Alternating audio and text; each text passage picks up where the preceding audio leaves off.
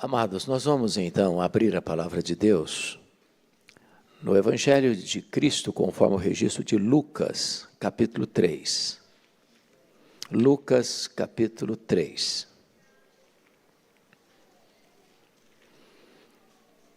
E faremos a leitura até o verso 20.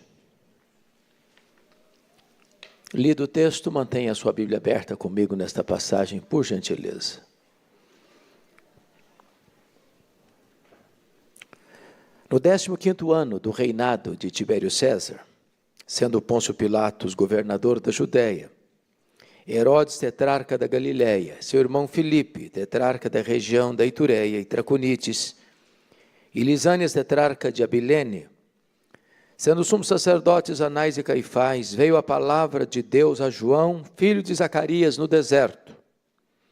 Ele percorreu toda a circunvizinhança do Jordão, pregando o batismo de arrependimento para a remissão de pecados, conforme está escrito no livro das palavras do profeta Isaías: voz do que clama no deserto, preparai o caminho do Senhor, endireitai as suas veredas, todo o vale será aterrado, e nivelados todos os montes e outeiros, os caminhos tortuosos serão retificados e os escabrosos aplanados, e toda a carne verá a salvação de Deus.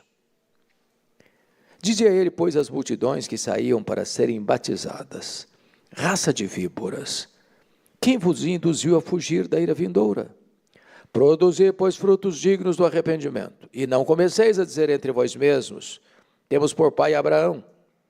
Porque eu vos afirmo que destas pedras Deus pode suscitar filhos a Abraão. E também já está posto o machado à raiz das árvores. Toda árvore que não produz bom fruto é cortada e lançada ao fogo. Então as multidões o interrogavam, dizendo: que havemos, pois, de fazer? Respondeu-lhes: quem tiver 2 túnicas, reparta com quem não tem, e quem tiver comida, faça o mesmo. Foram também publicanos para serem batizados e perguntaram-lhe: mestre, que havemos de fazer? Respondeu-lhes: não cobreis mais do que o estipulado. Também soldados lhe perguntaram: e nós, que faremos? E ele lhes disse: ninguém maltrateis, não deis denúncia falsa, e contentai-vos com o vosso soldo. Estando o povo na expectativa e discorrendo todos no seu íntimo a respeito de João, se não seria ele porventura o próprio Cristo, disse João a todos: eu, na verdade, vos batizo com água, mas vem o que é mais poderoso do que eu, do qual não sou digno de desatar-lhe as correias das sandálias. Ele vos batizará com o Espírito Santo e com fogo. A sua pá ele a tem na mão para limpar completamente a sua eira e recolher o trigo no seu celeiro, porém queimará a palha em fogo inextinguível. Assim, pois, com muitas outras exortações, anunciava o evangelho ao povo. Mas Herodes o tetrarca, sendo repreendido por ele, por causa de Herodias, mulher de seu irmão, e por todas as maldades que o mesmo Herodes havia feito, acrescentou ainda sobre todas a de lançar João no cárcere. Irmãos amados, eu quero falar sobre João Batista. E João Batista é uma das figuras mais importantes e emblemáticas da Bíblia. Chamo João Batista de a dobradiça da Bíblia. Ele fecha o Velho Testamento e abre o Novo Testamento. Ele teve o privilégio de não só falar de Jesus profeticamente, mas de contemplá-lo face a face e de dizer: eis o Cordeiro de Deus que tira o pecado do mundo. Recebe de Jesus o mais exaltado elogio dentre os nascidos de mulher: ninguém foi maior do que João. O propósito de Lucas, que era historiador e médico, é apresentar-nos o contexto em que João Batista foi levantado por Deus, como precursor do Messias.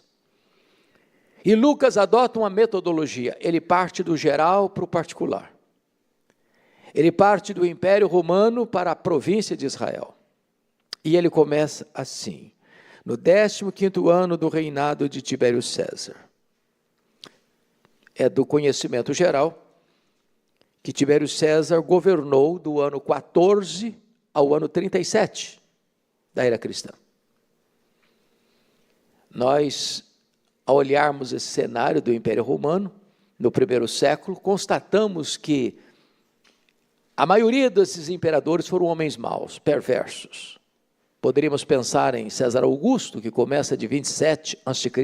a 14 depois de Cristo, foi quando Jesus nasceu em Belém da Judéia, sucedido por Tibério César, que governou do ano 14 ao 37, foi no governo dele que Jesus morreu na cruz. João começou o seu ministério, e Jesus morreu e ressuscitou. Foi sucedido por Calígula, que governou de 37 a 41, um dos homens mais perversos da história. Foi sucedido por Cláudio, que governou de 41 a 54, quando houve uma grande fome no mundo e os judeus foram dispersos. Foi sucedido por Nero, que governou de 54 a 68, o homem mais perverso, talvez, da história. No seu reinado, a cidade de Roma foi criminosamente incendiada e os apóstolos Paulo e Pedro foram martirizados. Foi sucedido por Vespasiano, que governou de 69 a 79, foi quando o Coliseu Romano foi inaugurado, quando a cidade de Jerusalém foi destruída e os judeus dispersos pelo mundo. Foi sucedido por Tito Flávio, que governou de 79 a 81, o mesmo homem que destruiu Jerusalém, agora é imperador romano. Que foi sucedido por Domiciano, que governou de 81 a 96, quando então João é banido para a ilha de Pátimos. Estou lhes dando esse breve registro para dizer só uma coisa.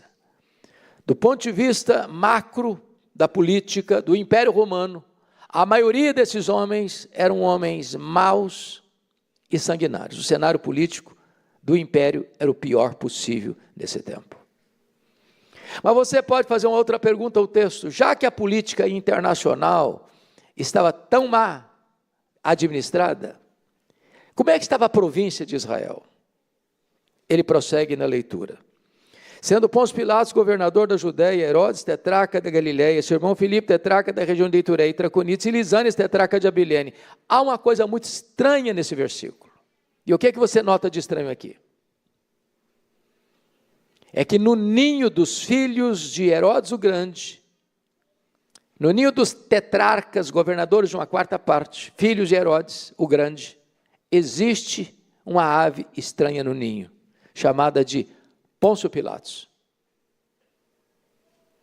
Como é que Pôncio Pilatos veio cair de paraquedas aqui?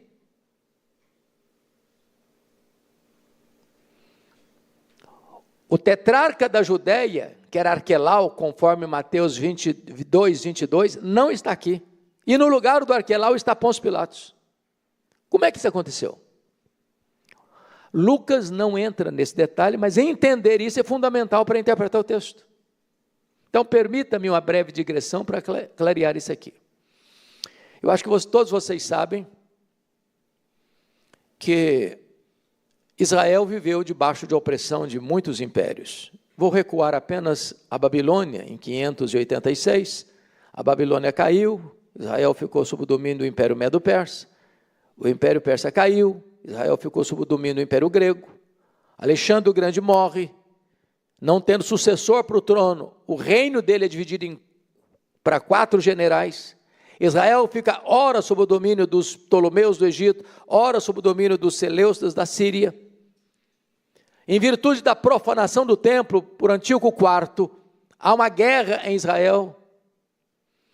E esta guerra é vencida pelos Macabeus e se estabelece o reinado de Asmoneu em Israel. Mas em 63 a.C., Pompeu conquista esse território. Israel passa a pertencer ao Império Romano. Naquela época, Pompeu nomeia Antípater como rei sobre Israel. Ele morre, o filho dele, Herodes o Grande, recebe do Senado o título de rei de Israel, sob a chancela de César Augusto. Esse homem chamado Herodes o Grande foi um grande administrador.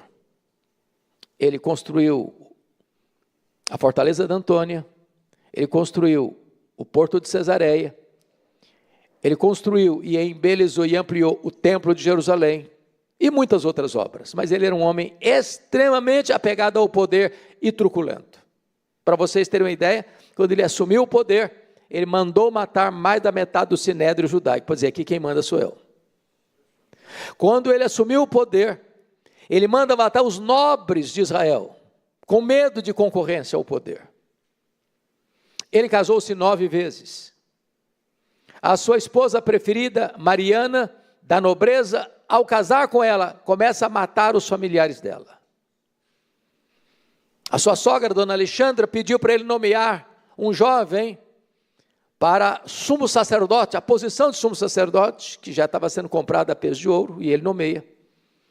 E esse moço chamado Aristóbulo vai bem, e ele com ciúmes manda matar o sumo sacerdote. A sogra dele, com medo dele, foge para o Egito, para debaixo das sombras de Cleópatra, e ele manda seus emissários para matar a sua sogra lá no Egito. O imperador César Augusto convoca a Roma para lhe dar uma descompostura, dizendo, é mais fácil ser filho de um porco, é melhor ser filho de um porco do que ser filho de Herodes. E com medo de que Mariana rebelasse contra ele na sua ausência, a sua esposa preferida, ele mata a sua esposa preferida. Ao viajar para Roma, ao voltar de lá, ele manda 2 de seus filhos para Roma para estudar. Salomé, sua irmã, diz para ele, quando eles voltarem, eles vão estar mais aptos para governar do que você. Ele não titubeou, mandou estrangular os 2 filhos. Antes dele morrer, na estância de Jericó, ele fez Salomé jurar para ele, que no dia da morte dele, ela mandaria matar pelo menos um nobre no território de Israel, de cada família nobre, que ele queria ter lágrimas e sangue no seu funeral. Talvez por isso você consiga entender melhor o que a Bíblia relata em Mateus 2, a matança das crianças em Belém. Ele tinha muito medo de perder o poder. Mas eu tenho uma boa notícia para dar para vocês. Os poderosos deste mundo também morrem. E só Jesus, o Rei dos Reis, continua no trono. O que acontece? Com a morte dele, o reino dele é dividido em 4 partes, 4 tetrarquias. A tetrarquia da Judéia ficou com Aristóbulo. A tetrarquia da Galileia ficou com Herodes. A tetrarquia de Itureia e Traconitis com Filipos e a tetrarquia de Abilene com Lisânias. Por que o Aristóbulo não está aqui, está no lugar dele, Arquelau não está aqui, está no lugar dele, Pôncio Pilatos? A resposta é, ele foi tão mal no seu governo, que os judeus disseram para Roma, tira esse homem daqui. Queremos um governador romano. Israel era governado por Roma, mas quem governava Israel era a família herodiana. Mais que depressa, Roma tira de lá o Arquelau e bota no lugar do Arquelau um governador romano. Pilatos não é o primeiro, mas aqui está ele, no lugar de um tetrarca da Galileia. E a pergunta que eu faço a vocês é, já que a política do império estava tão ruim, como é que estava a política da província? Esses homens do versículo 1 eram gente boa? Pôncio Pilatos, Herodes Antipas, Filipe, Lisânias? Não, eram homens maus e perversos. Se a política externa estava ruim, a política interna estava pior ainda. Período em que Deus está levantando o grande João Batista. Mas você pode argumentar, já que a política está ruim demais, não tem esperança, nem externa, nem interna, quem sabe a religião seja o porto seguro de esperança para o povo. E como é que estava a religião? Versículo 2, confira comigo. Sendo os sumos sacerdotes Anás e Caifás. O que você achou de estranho aqui? Só tinha um sumo sacerdote, aqui tem 2. Ou seja, a religião já também estava corrompida. Esse cargo de sumo sacerdote era comprado a peso de ouro. Na verdade, o Anás, que era o sogro, já tinha sido deposto. O genro dele, Caifás, agora era o sumo sacerdote. Mas o sogro era tão influente que mesmo deposto, quem mandava era ele. Em outras palavras, o sumo sacerdote de fato era o Anás, o de direita era o Caifás. Tanto é verdade que quando Jesus foi preso, quem interrogou Jesus não foi Caifás, foi Anás. Mas quem bate a caneta para enviar Jesus para o governador foi Caifás. Ou seja, a política está ruim demais e a religião corrompida demais. Tem esperança no cenário desse, pastor Pedro?